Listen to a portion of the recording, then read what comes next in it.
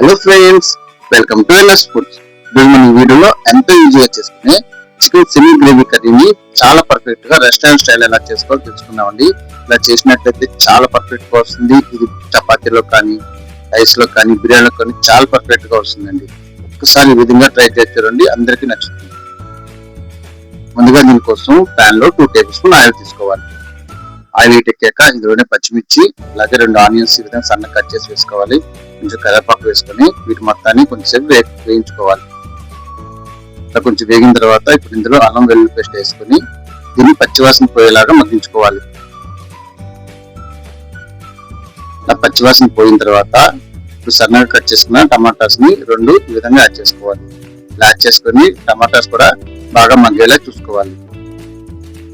ఇలా టమాటాస్ అనేవి మగ్గిపోయిన తర్వాత ఇప్పుడు ఇందులో 1/2 కేజీ చికెన్ ని ముందుగా శుభ్రం చేసుకున్న చికెన్ ని యాడ్ చేసుకోవాలి. యాడ్ చేసిన తర్వాత ఇందులోనే కొంచెం పసుపు, అదే విధంగా కల్లుప్పు యాడ్ చేసుకోవాలి. కల్లుప్పు యాడ్ చేయడం వల్ల మనకి చికెన్ అనేది మంచి టేస్ట్ అనేది యాడ్ అవుతుందండి. కల్లుప్పు యాడ్ చేసుకోండి. యాడ్ చేసుకుని మొత్తాన్ని ఒకసారి బాగా కలుపుకోవాలి.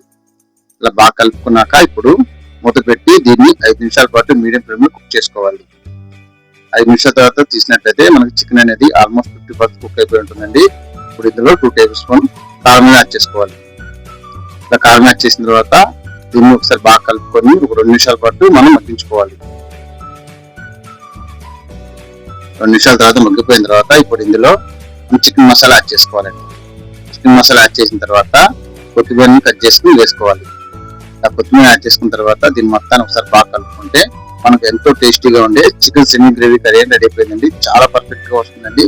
రైస్ లో కానీ, మనకి చపాతీలో కానీ, బిర్యానీలో కానీ, దేంట్లోకైనా ఈ కాంబినేషన్ చాలా పర్ఫెక్ట్ గా వస్తుందండి. ఒకసారి ఈ విధంగా ట్రై చేయండి.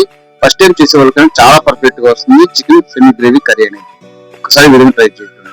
మీరు కూడా ట్రై చేసి మీకు ఎలా వచ్చిందో కామెంట్ రూపంలో తెలియజేయండి.